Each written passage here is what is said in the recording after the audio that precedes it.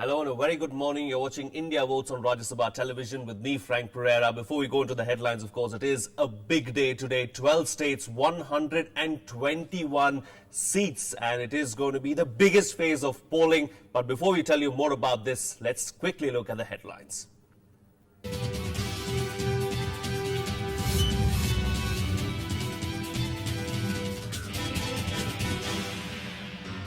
Stage is set for the biggest phase of Lok Sabha polls. 121 seats in 12 states at stake. Tight security arrangements in place. Now, the fates of several heavyweight candidates are at stake in the fifth phase. Shinde, Scindia, Jaswant Singh among top contestants. Meanwhile, prominent leaders file their nomination papers. Smriti Irani, Rajiv Pratap, Rudy enter the fray. And campaigning picks up for the remaining phases of polls. Top leaders hit campaign trail across states.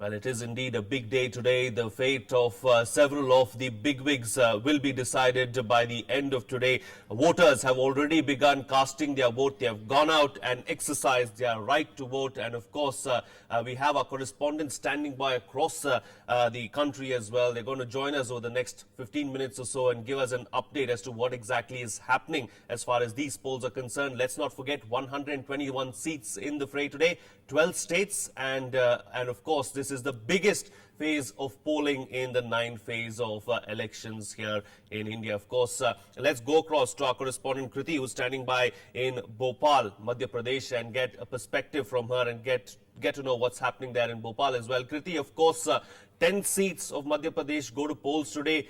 An important day as far as Madhya Pradesh is concerned.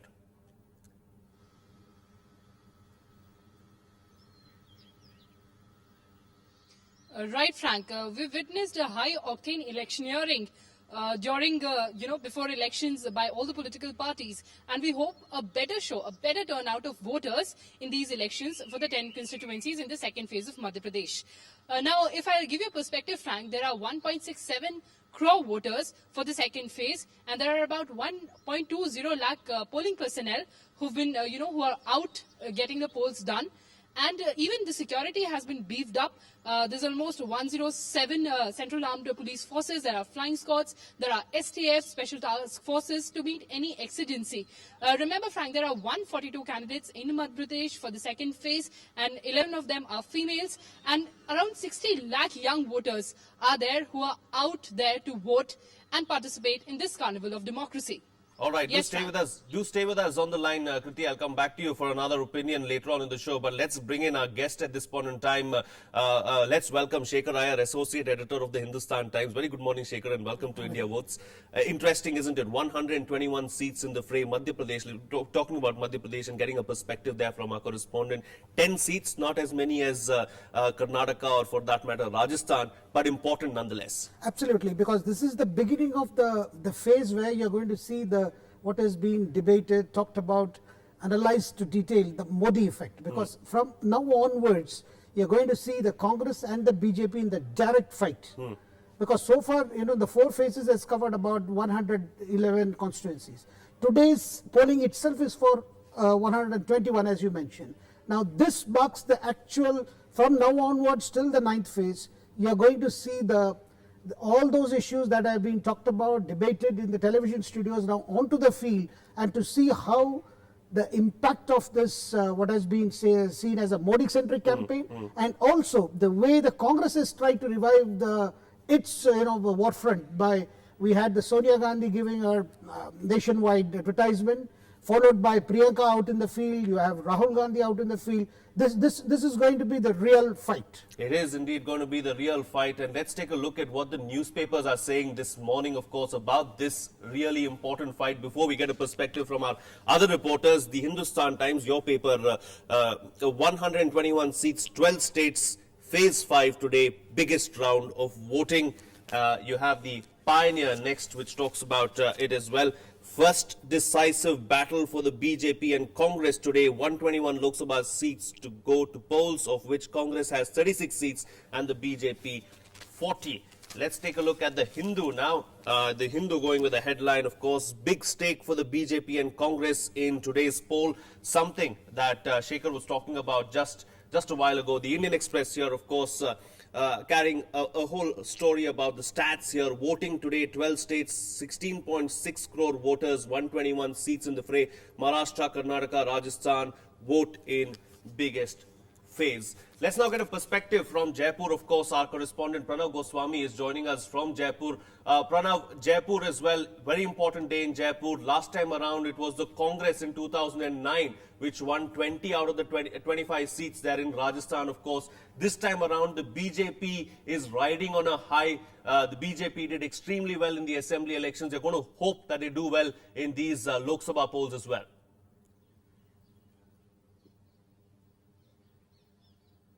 Yeah, you rightly said, and if you see the trend, it has been happening since 1998 that whichever party wins in assembly election, soon after when Lok Sabha election is held, the ruling party gets more seats.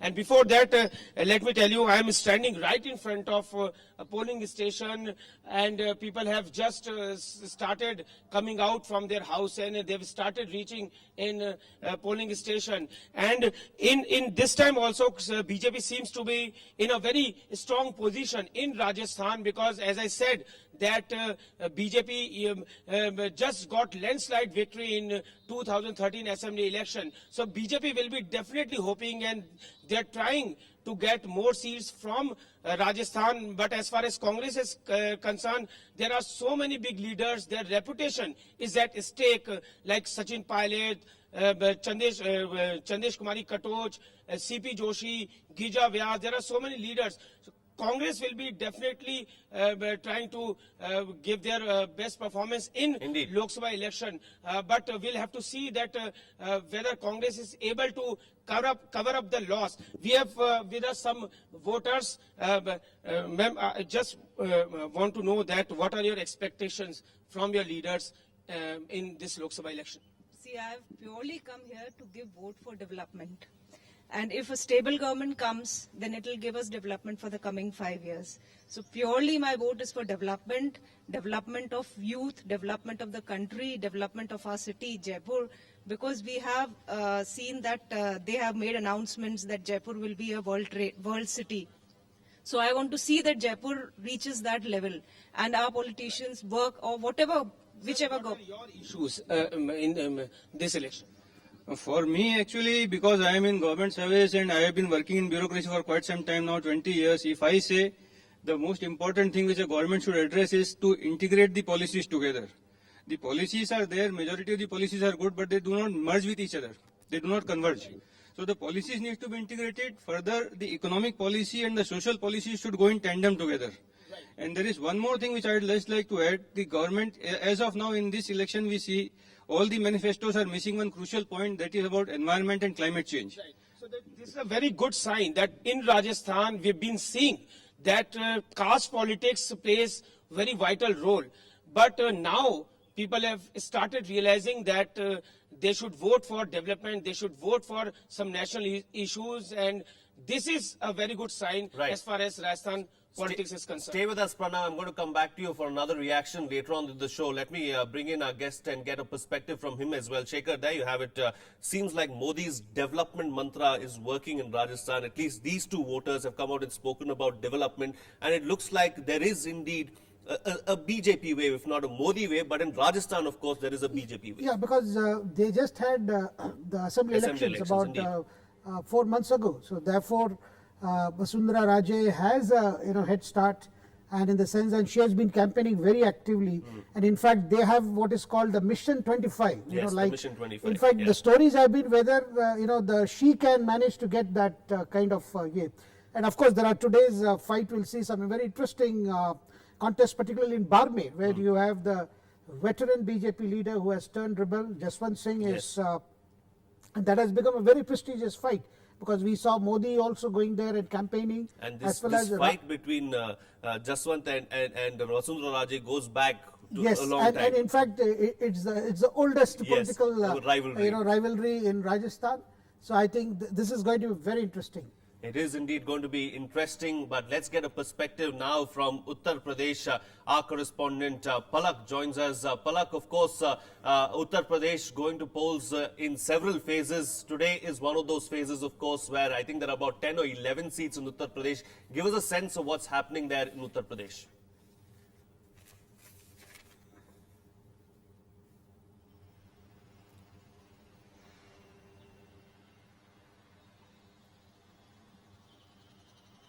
Well, you see, while on one hand, Uttar Pradesh politics is mainly about caste and subcaste, whenever a candidate stands up on a seat, his caste is really very important. When we look at the background, SP and BSP have had very important roles to play in Uttar Pradesh. But on the other hand, people are now really looking at development. Uttar Pradesh, in spite of being one of the biggest states, in spite of the fact that some very important leaders come from here, like Menka Gandhi, Sonia Gandhi, Rahul Gandhi, and many more, of course, Mulayam Singh Yadav. The state really lacks development, and this is what is now kind of irking the voters here. This time around, whichever constituencies we travelled, especially in the western UP area, people did not really talk about the caste. People did not talk about the traditional votes that the leaders have been getting in at least certain areas like Pilibhit, Menka Gandhi from Pilibhit, or Varun Gandhi, or rather, in fact, even Rahul Gandhi and Sonia Gandhi. People are now talking about development, basic infrastructure, basic facilities that there is major lack of in this area of Western UP. All right, do stay with us, of course. Palak, we'll come back to you later on in the show, but let's get a thought now again from Shekhar. Shekhar, have we gone beyond caste politics, or is caste politics still extremely relevant in Indian society? I think caste is a very important factor which political parties take into account in the distribution of ticket, and also the various the strategies that are worked out also takes into account this factor. Now Uttar Pradesh, for instance, though the number of seats are only about 11 seats, 11 seats are there, but this is the beginning of what is called the mother of all battles, in the sense there are 80 Lok Sabha seats, and you have four players. You have the BJP, you have Samajwadi Party, you have the Bahujan Samaj Party, and of course the Congress. Now, we have seen that the entire the UP strategy of BJP or even Modi depends on what kind of success he is able to achieve in that state. Because the whole battle is this. Now, out of that 80 today, we are going to see battle for 11. Now we have seen very visible campaign of BJP, we have seen visible campaign of Congress, and we haven't heard much about Mayawati, because this time her style seems to be different. Yes. So therefore, how finally it works out at the polling booths, that's a point that is to be seen. That is indeed a point to be seen. The voter eventually will decide the fate of several of these candidates. But we spoke about Mission 25 in Rajasthan. The BJP, not very openly, but the BJP has been talking about Mission 50 in Uttar Pradesh. Do you believe that is achievable? Well, I think the kind of indications which the BJP has been looking for has been coming. In fact, their own internal surveys, as well as various pollsters, predicting they would be able to do well. But there is a bit of a problem there in the sense about the candidates, because in a number of places there has been resentment about the choice of candidates. Now, is the Modi wave so strong as it is being being felt in some quarters? Is it so strong to drown these issues of candidature, internal rivalry in each constituency? Because the kind of prospects that was seen for BJP, the number of aspirants for ticket was very high. Yes. And as usual, you have various camps working to deny ticket to someone or to give ticket to someone. Now, all those factors, how do they finally play out? If the surge for Modi or the popularity for Modi and the BJP, as that is being made out, is it so strong enough to drown these very local issues? But these are issues that can torpedo big plans. Yes, indeed. Of course, talking about issues now, let's get a perspective from our correspondent Rajkamal Rao, who's joining us from Karnataka. Rajkamal, we're talking about issues here in the studio. What are the factors, or what are the issues that are going to influence the polls there in Karnataka this time around?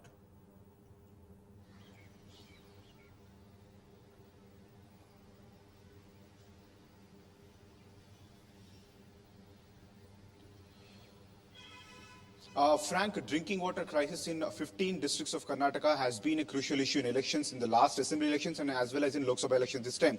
The proposed Yettinahole project has created controversies in Mangalore region because they wanted no diversions from the Western Ghats. But for villages in Chikballapur, in other parts of Karnataka, water is a major crisis. They need drinking water. Apart from this, there are huge political equations that took a turn around once Jafar Sharif was set to leave the Congress party, but Congress contained him, because of which the Muslim vote that was supposed to polarize between Congress and JDS has contained, and now they play a crucial role in whether Congress or JDS will benefit from that or not. And other things are, like Frank, 6 chief ministers are contesting in this election this time. All right. 6 chief ministers, of course, contesting in these elections this time around, and it's going to be interesting to see what happens there, of course. Rajkamal, do stay with us. We'll come back to you in just a bit for a final thought, but it's time for us to slip into a very quick break now, but we'll be right back with much more from our reporters and our guest as well. Do stay tuned.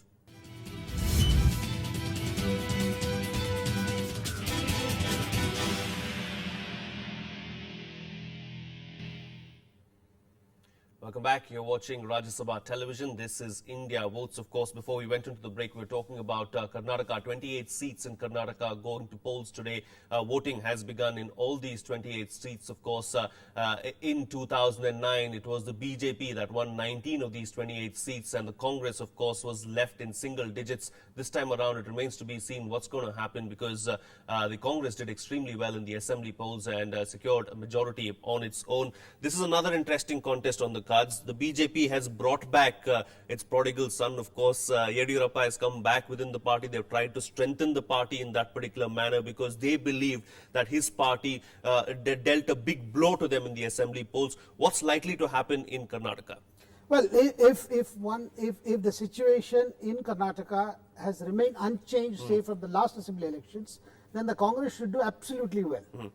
I mean, in fact, the Congress leaders had themselves kept a target of at least, say, 20 of those 28 seats. But I understand so many things have happened. You know, you have had Chief Minister Siddaramaiah, piping everyone to get that post, which leaving other strong leaders, with. So this is the most watched, elections as far as Karnataka is concerned, because this is going to have a bearing on the stability or the future of Siddaramaiah. Now, Siddaramaiah managed to have a head start with his popular schemes like cheap rice and other schemes aimed at poverty amelioration, as well as for the care of the poor. Now, that is his biggest USP. Now, on the other hand, what has happened is overall performance of the government is not seen as something very great to keep up that momentum of the last assembly elections. Now, the BJP's hope is that somehow they are counting on 2 factors. One, they think by bringing back Yediyurappa, they can get back those aggregation of the vote strength which had got split. And second thing is, they are counting on the Modi factor. Yes. Because whether it is Bangalore or Mangalore or any other urban areas, the heavy emphasis is on Modi, and Modi has almost done more than a dozen campaigns since the last elections. Yes, he has. So therefore, the whole BJP strategy rests on the ground level kind of aggregation of, they brought back Sri Ramulu also. Yes, they did. So who had taken away about 4% of votes. Yes. So you had Yediyurappa who is back with it. But I'm not sure whether bringing back these people, you actually, add up those percentages of strength they had, say, in 2009. So it's going to be a very interesting exercise. But the election there is essentially also about the various caste groups. And you have the Devagowda, who has already declared that is his last election. Yes. Because the JDS had done very poorly in the last assembly elections, and if they are able to manage some seats, well, Devagowda and his party can look for some kind of a revival.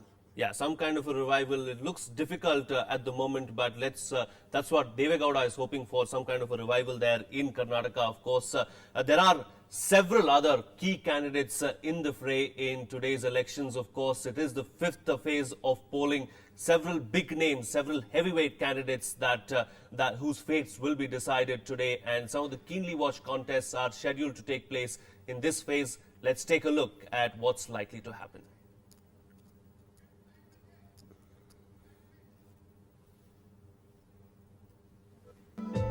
Several heavyweight candidates are in the fray for April 17 polls. Lok Sabha polling will kick off on Thursday in key states like West Bengal, Karnataka and Rajasthan. In Karnataka, all eyes are on Bangalore South seat, where Congress's Nandan Nilekani will take on BJP's five-time MP Anant Kumar. In Rajasthan, the focus will be on the Barmer seat, where BJP's Colonel Sonaram Chaudhary will take on Jaswant Singh, who is contesting as an independent. Apart from that, there are three sitting women MPs in fray: Girija Vyas from Chittorgarh, Jyoti Mehta from Nagaur, and Chandresh Katot from Jodhpur. In Uttar Pradesh, voters would decide the fate of 151 candidates, including stalwarts like former cabinet ministers Menka Gandhi, Santosh Gangwar, Salim Sherwani, Dharmendra Yadav, and Begum Noor Bano. Menka Gandhi is back to her traditional seat, Pilibhit, on BJP ticket. She is pitted against Anis Ahmed Khan of the BSP and Sanjay Kapoor of the Congress. In Badaयूं, Mulayam Singh Yadav's nephew and former MP from Mainpuri, Dharmendra Yadav, is the outgoing MP. Known as a giant killer for defeating DP Yadav in 2009, he is seen as a front-runner. But he is facing heat from BJP's Vakesh Pathak. In Madhya Pradesh, heavyweights like Union Minister Jyotiraditya Scindia and State Unit BJP President Narendra Singh Tomar are in the fray. In Maharashtra, Union Minister Sushil Kumar Shinde, former Chief Minister Ashok Chavan and BJP leader Gopinath Munde are among top contestants in this phase.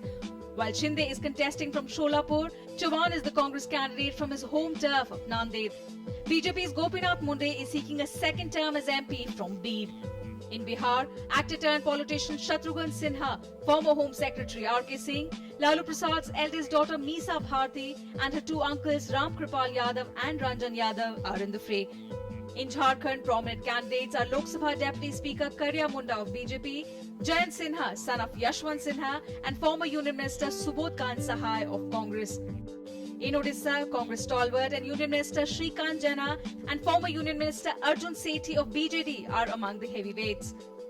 In West Bengal, a closely fought contest is anticipated in the Darjeeling constituency between GJM-backed BJP candidate SS Ahluwalia and Trinamool Congress candidate Baichung Bhutia. Bureau Report, Rajya Sabha TV.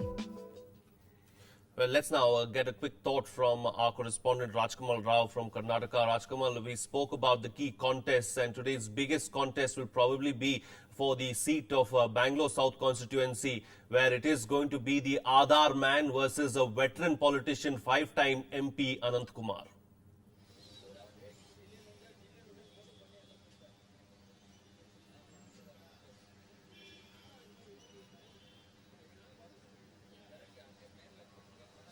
In fact, it's correct, Frank, and it is one of the most hyped contests in this entire Lok Sabha election, because the senior BJP politician is taking on the richest candidate in this elections this time. And there are other key contests too. In Chikballapura, Veerappa Moily is taking on the JDS leader, and otherwise in Yediyurappa is taking on Bangarappa's daughter. So these three constituencies are crucial, and there is a tough fight between these three candidates in the caste equations, Vokaliga versus Lingayat equation, and development equation, Congress versus BJP, two national parties fighting on each other, and a former Prime Minister's son taking on a former Chief Minister, and who himself was also Chief Minister. It is actually the toughest and a very crucial contest in Karnataka this time, and other issues matter a lot. But with these political candidates in fray, the elections in Karnataka are becoming interesting, and there is, in fact, Nandan Nilekani versus Anant Kumar is seen as one of the best fight, because both candidates, they've put up a good manifesto, they've put up their personal manifestos, and they're also counting on Modi factor. Other one is counting on his Aadhar credibility and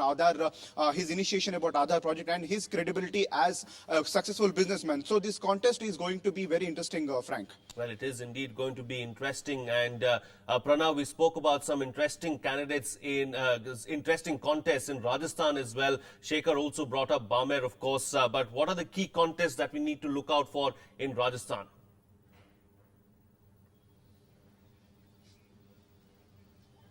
As I said, there are so many top leaders from Congress as well as from BJP, like Sachin Pilot. He's appointed as Congress president in Rajasthan just after the biggest defeat of Congress in Rajasthan. So this will be a huge test for Sachin Pilot. He's young leader, he's dynamic, his image is very good, but he has taken this charge in a very, this time when Congress is facing so many challenges in Rajasthan. And as I said, that in Rajasthan, this has been a trend that whichever party wins in assembly election wins more seats in Lok Sabha election also. Sachin Pilot, this is going to be a huge test for Sachin Pilot. Apart from Sachin Pilot, there are other leaders like C.P. Joshi. He was one of the top cabinet ministers in UPA 2, and Chandesh Kumari Katoch, she's also a minister of culture from Congress. Right. Rajyavardhan Singh Rathod, Olympian, and he's contesting from Jaipur rural seat. There are other contestants also like Jaswant Singh. He is contesting as an independent candidate from Barmer. So it's going to be a very interesting, and we'll have to see that there are so many top leaders. Indeed, and there are so many interesting contests on the cards. Several bigwigs, of course, in the fray today. We'll have to leave it at that. Thank you so much, Pranav Goswami and Rajkamal Rao, for joining us there with all your thoughts and inputs from your respective places. Let's now put that across to Shekhar, of course. Several big contests on the card. We spoke about them over the last 20 minutes or so. It's going to be important for some of them, not so important for, well, it's going to be important for everyone, but several careers, political careers are going to be made today. Several are going to get over today. Absolutely. And this is not just about personalities, it's also about, say, for instance, in Maharashtra. In Maharashtra, you're going to see how the kind of social engineering which the BJP and Shiv Sena has tried to do. They have got the Dalits, RBI on their side, they have got some other groups on their side, and then how Congress NCP is going to face this challenge, because in the next 4-5 months you will have the assembly elections in Maharashtra. So there are high stakes, and also in Orissa. Orissa today you have the first phase of their assembly elections where about 77 of their assembly seats are going for poll. So this is the beginning, as I said. This is the real the phase of the elections, because the direct fights, high stakes, and the kind of votes that are polled today will decide who gets to rule the next government. Yes, it will indeed decide who will get to rule the next government. Right now, of course, the mood in the BJP camp is upbeat. The BJP candidates as well as the BJP cadre believe that there is a BJP wave, or a Modi wave to be more precise. We'll have to wait and see what exactly happens as far as that is concerned. Very quickly, of course, before I let my guest go, let me just bring his attention to interesting developments that pertain to the state of Tamil Nadu. Of course, you have Modi here saying, I have excellent personal relations with Jayalalitha. This is a story in the Hindu, and the Hindu is, this is the second lead, of course, in the Hindu, and let's not forget, Hindu is a paper from there. So interesting, because many people spoke about how Modi and Jayalalitha might have just taken it a little too far, trying to show that they are enemies, but now Modi has come and said this. Yeah, because he has said this, but on the other hand, Jayalalitha's attacks have not stopped. Yes. In fact, since last time we have seen that in her campaigns, somewhere along I think she is also worried this impression that she and Modi are close friends, could align at the later stage, could affect her votes in terms of the impact on minority sections in Tamil Nadu. Where they are a huge chunk, particularly in the southern parts of Tamil Nadu. Yeah. So therefore I think she wants to make it very clear. In fact, she said in one of the public meetings in Karur that ADMK is working for a non-BJP, non-Congress formation at the center. Yeah, and there was a story yesterday as well which spoke about how Mamta and Jayalalitha are batting for an alternative front. Okay, completely out of time on India Votes this morning. We'll have to leave it at that. Thank you so much, Shekhar Iyer, for joining us this morning on India Votes and sharing your perspectives with several of those insights. Of course, we'll slip into a short break now, or in fact, we'll call it a wrap on this edition of the Bulletin because we're completely out of time. Thank you so much for watching. Have a good day.